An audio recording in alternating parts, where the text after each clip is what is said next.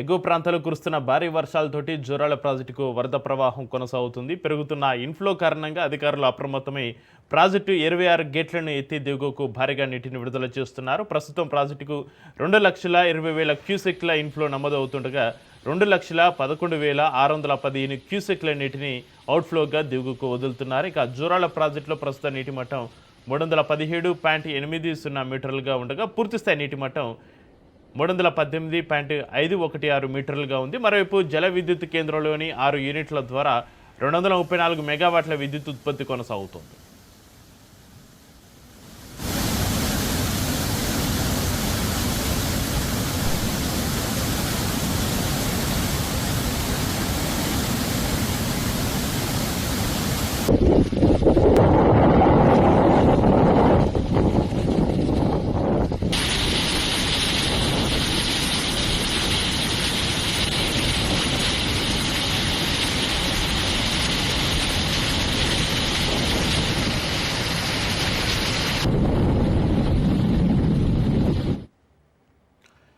ఎగువ ప్రాంతాల్లో కురుస్తున్న భారీ వర్షాలతోటి జూరాల ప్రాజెక్టుకు వరద ప్రవాహం కొనసాగుతుంది. పెరుగుతున్న ఇన్ఫ్లో కారణంగా అధికారులు అప్రమత్తమై ప్రాజెక్టు 26 గేట్లను ఎత్తి దిగువకు భారీగా నీటిని విడుదల చేస్తున్నారు. ప్రస్తుతం ప్రాజెక్టుకు 2,20,000 క్యూసెక్ల ఇన్ఫ్లో నమోదవుతూ ఉండగా 2,11,615 క్యూసెక్ల నీటిని అవుట్ఫ్లోగా దిగువకు వదులుతున్నారు.